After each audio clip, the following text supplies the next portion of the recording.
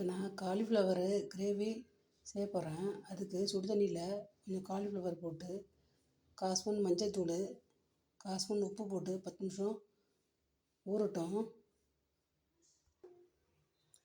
இப்போ கிரேவி செய்கிறதுக்கு ஒரு பட்டை, 1/2 ஸ்பூன் மிளகு, 1 ஸ்பூன் ஜீரகத்தூள், 1 ஸ்பூன் தனியா இதெல்லாம் போட்டு ப்ரௌனாக வறுத்துக்கிறேன்.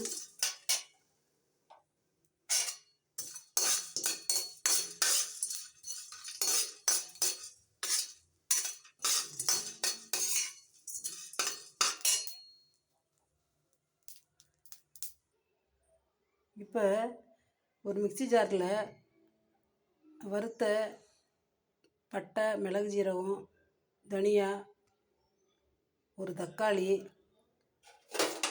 1 ஸ்பூன் இஞ்சி பேஸ்ட்டு இது போட்டு எல்லாத்தையும் மிக்ஸியில் அரைச்சிக்கிறேன். இப்போ ஒரு சட்டியில் 3 ஸ்பூன் வச்சுருக்கேன் எண்ணெய். அதில் 2 பிரியாணி இலை, 2 பச்சை மிளகா,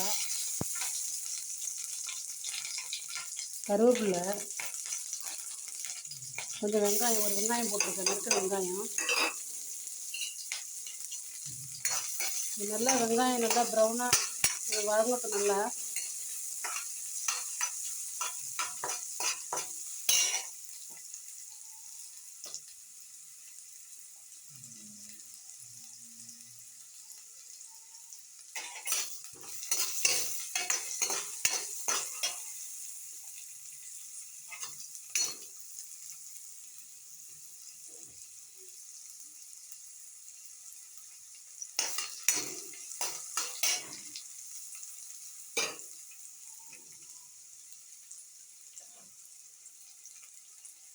இப்போ வதங்கிருச்சு. இப்போ நான் அரைச்சி வச்ச மசாலா போடுறேன். அதில்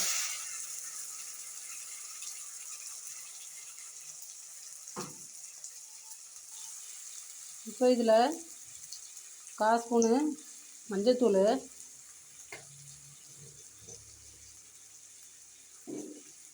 1 ஸ்பூனு சில்லி பவுட்ரு, 1 ஸ்பூனு தயிர் சேர்த்துக்கிறேன்.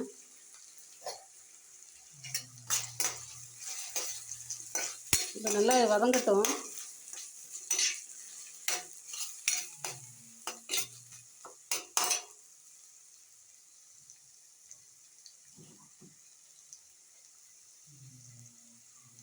தண்ணி ஊற்றிக்கிறேன்.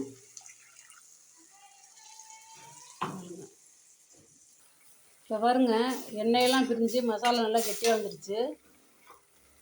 இந்த காலிஃப்ளவர் இப்போ போடுறேன். இதில் நான்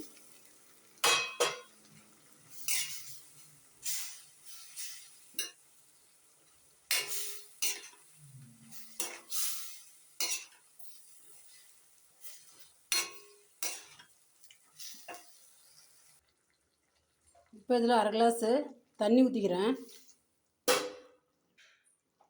ஒரு 5 நிமிஷம் நல்லா வேகட்டும். அப்படியே ஸ்டவ்வை மீடியமாக வச்சுருக்கேன். இப்போ பாருங்கள், காலிஃப்ளவர்லாம் வெந்து ரெடி ஆகிடுச்சு. காலிஃப்ளவர் கிரேவி இதை மாதிரி செஞ்சு பாருங்கள் நீங்களும். என்னோடய சேனல் பிடிச்சிருந்தா சப்ஸ்கிரைப் பண்ணுங்கள், லைக் பண்ணுங்கள், ஷேர் பண்ணுங்கள். தேங்க்யூ.